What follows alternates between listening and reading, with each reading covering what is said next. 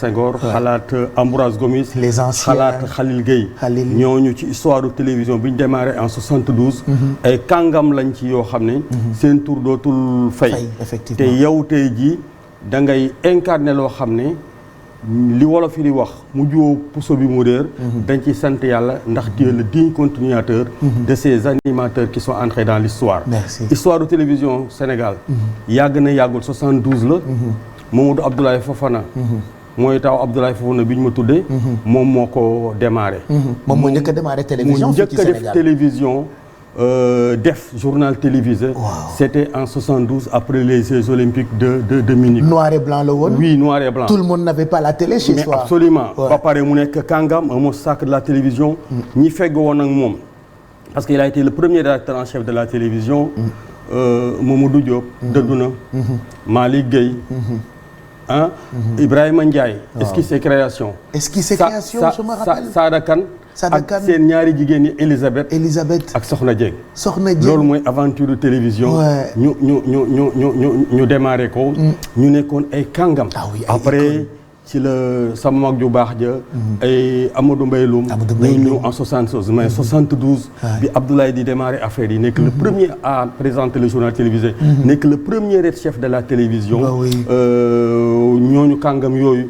ñoo ko waroon gis nga Sada tey am na benn longévité parce que ba léegi mi ngi ci émission culturelle yooyu tu as vu donc ñooñu su ma toogee tey jàkkaarloog yow li ngay def ci audiovisuel bi sama xel day dellu ci loolu te li ma bind ci préface bi nii mën nga ko lire lu ma gëm la mën nga lire je dis à mon jeune frère et ami Pape Cheikh Diallo, l'idole des jeunes, un passionné de télévision, un artiste dans l'âme, l'animateur chic et choc du petit écran, le concentré d'un homme au commerce agréable, toujours tiré à quatre épingles, un dispensateur du plaisir de vivre, tu symbolises le goût effréné du beau.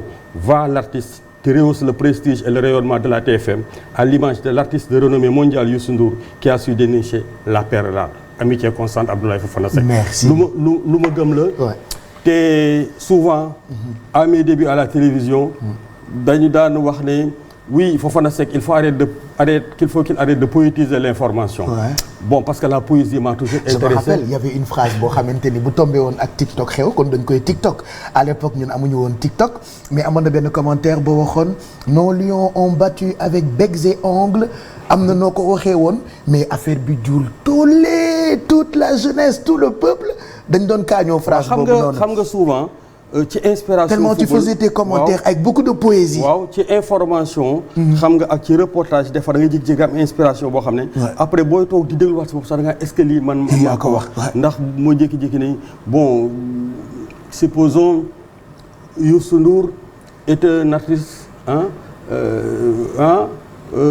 de dimension mondiale. c'est vrai loolu amatul lam-laame. Sur le berceau duquel toutes les fées de la musique se sont penchées. Wala ma ne El Hadj Diouf est un joueur sur le berceau duquel toutes les fées du football se sont penchées. Wala nga jékki-jékki daal di ci biir reportage nga ne le ballon qui navigue de camp en camp comme un frêle esquive sur une mer agitée. Wala nga ne bon xam nga dañuy waxtaan lan moo gën a rafet. Le soleil qui se couche wala le soleil qui se beau. Le soleil qui se couche n'est pas plus beau que le soleil qui se lève. Wala nga jékki-jékki rek daal ne la montre qui devait sonner l'heure de l'Égypte se trouve toujours chez l'horloger. xam nga day am genre yoo xam ne. mais lan moo la daan inspiré quand boo doon commenter match yi da nga ko doon def ak. non day jékki-jékki rek dañ doon kontaan. c'est comme Malal Junior ni mu mel actuellement. c'est-à-dire quand il y a un grand match auditeurs yu bëri dañuy yàkkamti commentaire yu Malal. xam nga ni mu koy defee. li ñu naan être le poète un poète du verbe. xam nga da ngay jékki-jékki yoo xam ne rek sous le coup de l'inspiration xam nga Senghor dafa ne le chant fouette le sang. xam nga góor boo bàkk rek li moom dala koy jox. ndax góor dëgg da yor ci koy garmi. xam nga affaire du askan. mais affaire u garmi la. nit bu jàkkaarloog yow. wax la loo nga xam ne sa yaram daw na.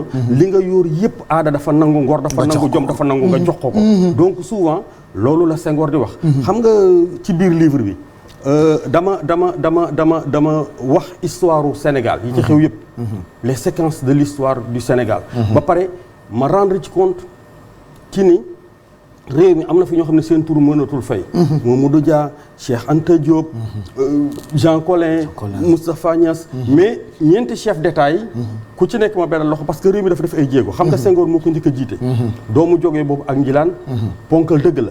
ndeyam amoon na ñeenti wujj. bàyyam am juróomi soxna mais Senghor boo xoolee ni mu juddoo. ak fi mu jaar man loolu mosuma ko xam. waaw fi mu jaar nga xam ne mbër dëgg la. bàyyam bu baax ba sama sëriñ bu baax ba sëriñ Tuubaa Xaadimu Rasuul jóge ci géej gi.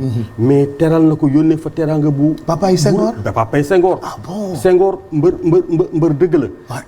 du nit ordinaire. ndax boo xoolee ni mu jëlee réew mi. ak ni mu fi dikkee. nga xam ne da ngay yéemu si yàlla. Léopold Sédar Senghor. bi mu demee jàngi 34 bi nga xamee ne Blaise nelaw na. mais dafa ne Lamine. rôle bi nga xam ne. Blaise doon na ko jouer il faut que yow nga jouer ko. mais bi Lamine décidé pour engager wu dans le jeu politique. daf ko ne mais loolu may def du ma la fi bàyyi. créer SFIO 45 mais 3 ans après rek. Senghor def rupture après dem créer BDS. ñu dawalati quelque temps gis nga li may wax ci jeu politique recomposition décomposition. moo fi mës a nekk ñu dawal quelque temps rek Senghor dem créer ji BDS en 48.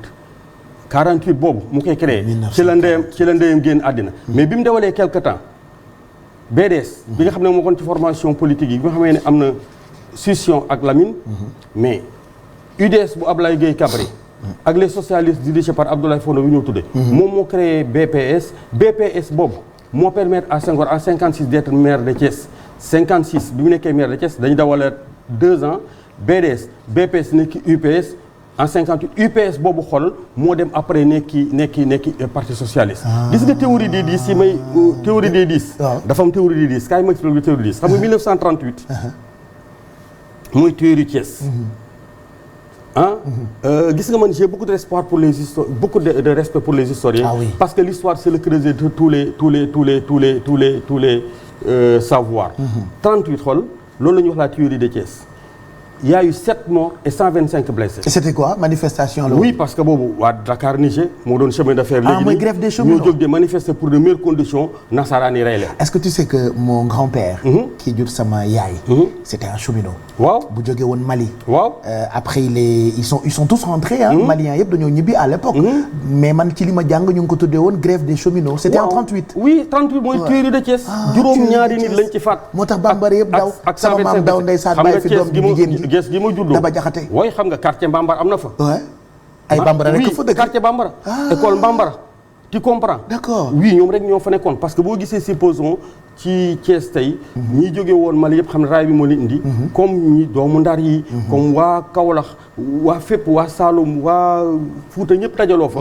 loolu moo tax Thiès nekk dëkk bu historique. Carrefour. oui nekk ville rebelle.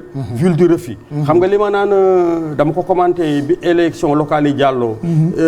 waa Mburoog Sow ñàkk. dama ne Thiès est une princesse rebelle. une princesse rebelle. c'est vrai.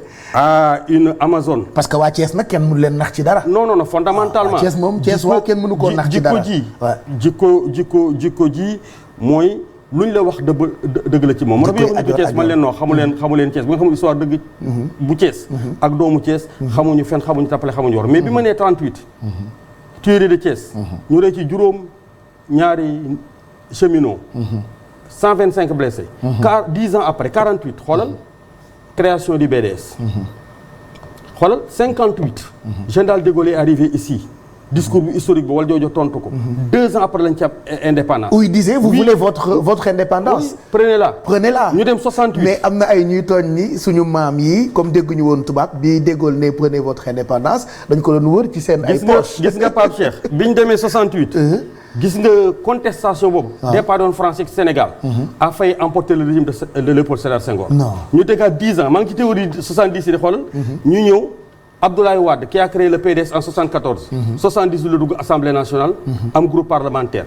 ay ñoom Fara Ndiaye ci xoolal Serigne Diop. Fara Ndiaye moo jur Sibeth Ndiaye bu France. Serigne Diop. il avait 25 ans. il est de Thiès. il a fait le lycée Malick Sy après il est venu à l'université de Dakar. xoolal député à 25 ans. gis nga boo daan xool Serigne mu jàkkaarloo Djibo Ka seen débat épique yooyu à l'Assemblée nationale. Habib Thiam. président du groupe parlementaire du parti socialiste jàkkaarloog Abdoulaye Wade ak Fara Ndiaye. C'était du régal. gis nga 78 donc l'entrée du PDS à l'Assemblée nationale. gis nga 88 c'est l'élection la plus meurtrière au Sénégal. qui a failli emporter le régime de Diouf. 98 élection législative yi. xam nga parti socialiste ko gagné fekkoon na Ablaye Wade meloon ni Ousmane Sonko. avec un score étriqué 2 ans après il y a l'alternance en 2000. gis nga Abdoulaye Wade aussi. 2008 bi mu taxalikoo ak Macky Sall. boobu le régime ba jeex. parce que 2007 il a été réélu Macky Sall était le directeur de campagne de Abdoulaye Wade. 2008 mu génn ñu taxalikoo mu créé APR donc. cycle 10 ba ñëwaat. gis nga même théorie 10 yooyu. booy xool tey Macky Sall qui a été élu en 2012. 2022 bi ci lay am xoolal. ci lay am xoolal 10 ans. c'est pourquoi moo tax gis nga séquence su 2022 ak 2024. li tubaab yi wax obscure clarté. xam nga ñu dégg tubaab dëgg ñuy wax obscure clarté. ñeneen dañ ñaan sax l'horizon est bouché parce que nit ñëpp dañu xamul Macky Sall ndax day dem Ndar. wala day dem Thiès. ñëpp ne tekki di ko déglu parce que bëgg nañ xam ndax day nekk candidat wala du nekk candidat. moo tax gis nga horizon boobu fi mu ne nii. li ci am solo mooy. la ma waxoon sa jigéen ba Binta Diallo. ma ne après les locales et les législatives. Macky Sall dina létt Sénégalais yi. wala mu firi leen war a mu firi leen. il est obligé. te ce qui est sûr et certain comme je le connais suffisamment lucide. ndax c'est quelqu'un de très lucide xam nga Macky Sall est un esprit scientifique qui a une démarche scientifique. kon amul dara lu muy improviser. xam nga li Sénégalais yàkkamtee xam. man. je ne suis pas dans les secrets de Dieu. mais xam naa ni moom pare na ca te bu jamono ba yegsee. dina leen létt wala mu leen firi ndax day nekk candidat. wala du nekk candidat mais théorie 10-10 yooyu ma nekkoon mais bu may delluwaat ci tey président Senghor. qui incarne la rationalité. xam nga Senghor n'a pas nation sénégalaise. daf ko consolider fi la ko fekk. mais état bi nga xam ne tey moo fi am moom moo ko tabax. gis nga bi mu defee 20 ans. dem jox Abdou Diouf a été son successeur. serviteur de la République serviteur de l'état de droit. bi mu defee 19 ans jóge fi dem parce que Diouf c'est le chantre de la démocratie parce que bu fàtte ni multipartisme limité moo fi amoon bi fi Senghor du jógee ñeenti courant la woon. Diouf dikk na ne jàkk-jàng ku mën a noddal bi mu perte pouvoir bi en 2000. mais il a eu la sagesse d'appeler Abdoulaye Wade et de le féliciter. Abdoulaye Wade bi mu jëlee affaire bi en 2000. Abdoulaye Wade le style n'est pas le même que celui de Diouf. c'est la flamboyance c'est la générosité. c'est l'audace c'est la prodigalité c'est un été complexe dara feesul bëtam. buur la xoolal ma ngoog buur la. toog diir bi mu fi def. 2000 ba 2012. ki mu gisul woon yàlla lax ko muy président Macky Sall. ndaka boobu suñu borom programmé na ko jël affaire bi ne ko coppetee.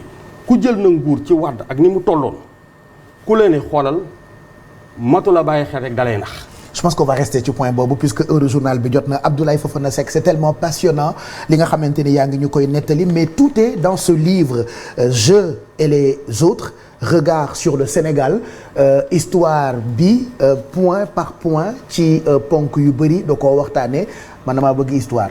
maa ngi dégg ci Kakatar Pendo mu ngi expliquer ni baax na pour ñu indiwaat historiens yi ci télé yi pour xale yi donc lii dafa am solo et je conseille encore à tous les Sénégalais d'avoir ce livre ci kanam balaa ñuy tàggatoo dinaa leen wax fan ngeen ko mën a amee de toute façon c'est aux éditions Harmattan certainement il y aura des revendeurs wala ay livraisons à domicile lépp dinañu ko àggali ci kanam tuuti en attendant ñu jàll ci publicité yi juste après ñu ànd ak rédaction bu télévision Futur Média ci jotaayu xibaar diggu bëccëg gi